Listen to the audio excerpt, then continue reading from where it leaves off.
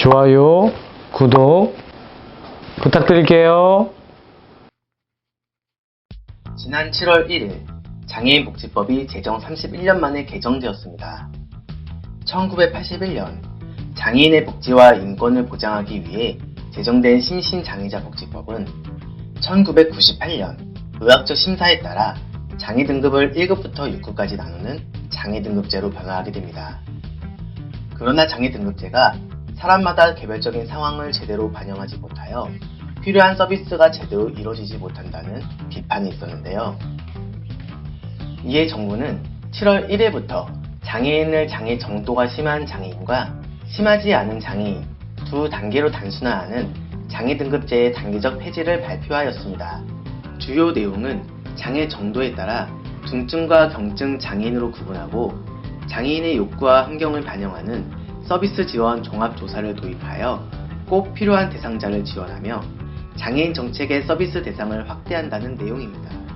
그럼 자세하게 알아볼까요? 먼저 장애인 등록은 기존대로 유지됩니다.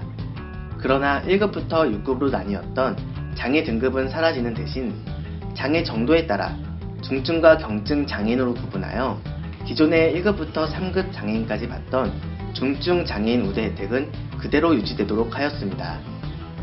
따라서 판정을 새로 받을 필요도 없고 복지카드도 그대로 계속 사용할 수 있습니다. 그리고 장애인의 개별 특성과 욕구, 환경 등을 조사하는 서비스 지원 종합조사가 도입됩니다. 종합조사는 장애인 서비스의 지원 수준을 결정하기 위해 일상생활 수행 능력, 인지행동 특성, 사회활동, 가구 환경 등을 종합적으로 평가하게 됩니다. 종합조사를 할 때 장애 유형별 특성이 충분히 반영될 수 있도록 평가 매뉴얼 및 세부 기준은 장애 유형별로 세분화했습니다.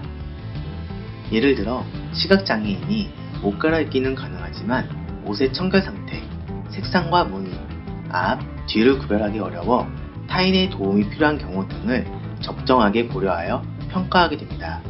마지막으로 지역사회 독립생활을 위해 필요로 하는 서비스를 빠짐없이 편리하게 이용할 수 있도록 서비스 전달 체계가 강화됩니다.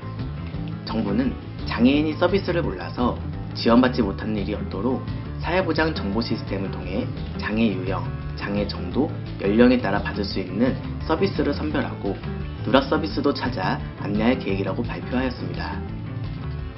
장애 등록 후 서비스 지원을 받지 못하고 있는 사람이 64.2%나 되는 것으로 조사될 만큼 독거 중증 장애인, 중복 장애인 등 위기가구 장애인에겐 장애인 복지관과 발달장애인 센터 등의 전문 인력이 함께 찾아가게 됩니다.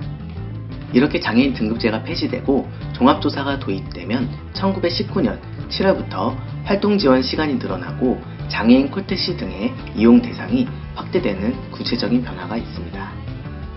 예를 들어 뇌변변 장애와 지적 장애가 동시에 있는 체중증의 1급 장애인인 김철수님은 현재 하루 13시간의 활동 지원을 받고 있지만 2019년 7월부터 16시간으로 늘어나게 됩니다. 그리고 휠체어를 이용하는 지체장애 상급인 박영희님은 휠체어 리프트가 장착된 장애인 콜택시를 이용하고 싶어도 대상이 1급에서 2급으로 한정되어 있어 탑승이 불가능했지만 2020년부터 이용할 수 있게 개편됨에 따라 장애인 콜택시 이용이 가능해지게 됩니다. 장애인연금도 변화합니다. 직장생활이 불가능해 생계에 어려움이 있었던 정신장애 상급인 이남편씨. 그동안 장애인연금은 1급에서 2급 혹은 3급 중복장애인만 해당되어 연금을 받을 수 없었습니다. 그러나 실제로 근로가 어려워 소득 수준이 낮은 장애인도 연금을 받을 수 있게 변경됨에 따라 2022년부터 이남편씨도 장애인연금을 받을 수 있게 됩니다. 마지막으로 서비스를 몰라서 받지 못하는 사례가 줄어듭니다. 시각장애로 인해 필요한 정보를 접하기 어려운 최부인씨. 자신이 받을 수 있는 서비스를 알지 못해 지원을 받지 못한 64%의 장애인 중 한 명이었습니다. 그러나 이제는 주민센터 공무원과 장애인복지관 사회복지사가 필요한 정보를 알 수 있게 집으로 찾아갑니다. 31년 만에 단계적으로 폐지되는 장애등급제. 장애인이 중심이 되는 제도로 변화하기 위한 노력입니다. 그러나 진정한 장애등급제를 폐지하기 위해 실질적인 예산 확보가 필요하다는 의견도 있습니다. 장애등급제 폐지가 다양한 목소리를 반영하는 진정한 장애인을 위한 복지제도로 자리 잡기를 바라봅니다.